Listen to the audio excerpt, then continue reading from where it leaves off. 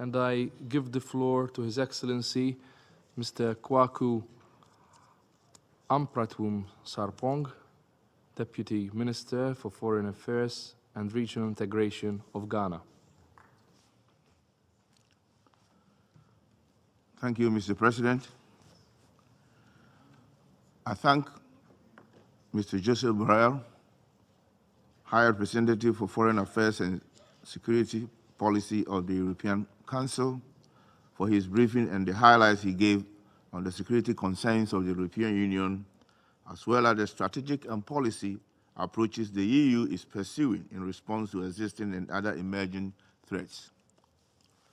The cooperation between the United Nations and the European Union has always been an important and reinforcing factor for our shared aspirations for global peace and security. The partnership framed by Chapter 8 of the United Nations Charter affirms the agency of regional bodies in the maintenance of international peace and security. As the continent of Europe faces the worst security and geopolitical crisis in recent times, it is important that the channels of cooperation must be strengthened to help overcome prevailing challenges. Since the Security Council's last consideration of its agenda, item 8 months ago, the security situation in Europe and across the world has rapidly deteriorated, with many conflict situations showing signs of possible escalation. The year-long aggression against Ukraine by the Russian Federation has spanned new crises and aggravated many others. Apart from humanitarian burden on neighboring countries where millions of Ukrainians have sought refuge from the war, the energy crisis and elevated high cost of living threaten social and political stability in many parts of Europe and beyond. The measures being implemented to protect the European economy from high gas prices and disruptions to energy supply in the region would help to alleviate the burden of the war. We encourage the continued support of the European Union in addressing the humanitarian aspects of the war. Since the onset of the war, the European Union has taken a strong and principled position against the Russian Federation's aggressive acts towards Ukraine and has been supportive of Ukraine's efforts to defend its sovereignty and territorial integrity. The war has, however, raises for Europe serious considerations about the collective security mechanisms and how they may be strengthened for all. We encourage closer cooperation between the United Nations and the European Union towards the immediate de-escalation of tensions and cessation of hostilities. We encourage the EU as a regional force and a key actor of the collective security of Europe to foster, through dialogue, the peaceful and comprehensive resolution of the conflict in Ukraine. We stress that, of necessity, peace in Ukraine must be founded on international law and the Charter of the United Nations. Mr. President, as the war in Ukraine takes center stage in international affairs, it is vital not to lose sight of other seething situations. We wish, in this regard, to highlight the following. First, averting a renewed war between Armenia and Azerbaijan is critical to avoid the bloodshed and destruction that accompanied the 2020 Nagorno-Karabakh war and the intermittent border clashes between the two countries. We consider the establishment of a civilian European mission to Armenia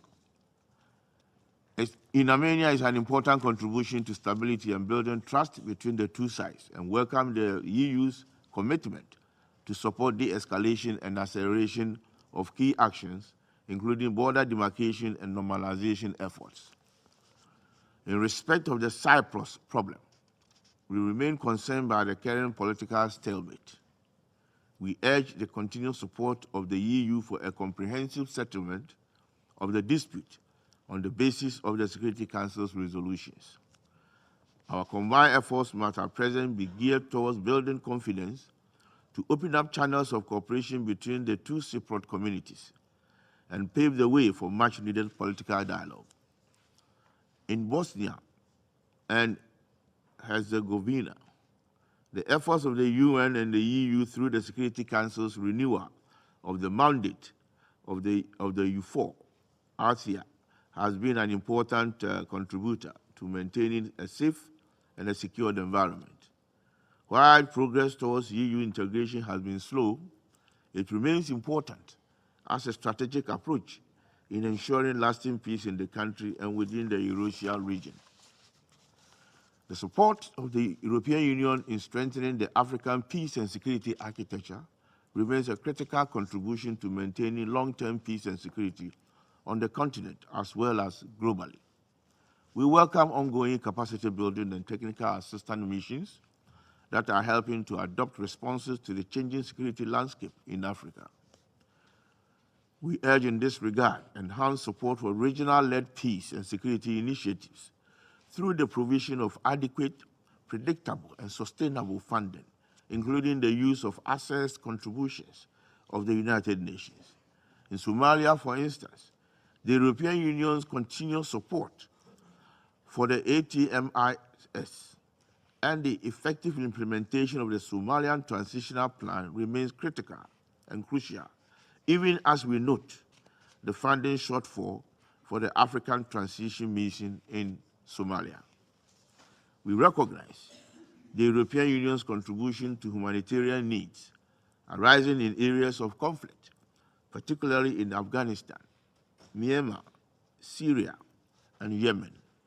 We also welcome the EU's mobilization in aid of communities affected by the recent earthquakes that struck parts of Syria and Turkey early this month. In closing, let me take this opportunity of this meeting to reiterate the importance of regional and sub-regional organizations for collective security beyond their regional space. While the war in Ukraine is taking place on the continent of Europe, the stalemate it has created in the Security Council is complicating our efforts in Africa to defeat terrorists and violent extremists and achieve the African we want. It is equally not lost on people all over the world that the ramifications of the war in Europe continues to poison relationships among states, undermining our ability as United Nations to address the multiple sustainable development crises we face and respond to the aspirations of our people everywhere. The European Union has shown deep commitment and leadership in deepening cooperation at all levels. For the achievement of global goals, including international peace and security, we encourage the European Union to strive to do more and urge the United Nations to look at further strengthening the cooperation with the EU as we work towards restoring the unity of purpose and effectiveness of the United Nations. I thank you for your kind attention.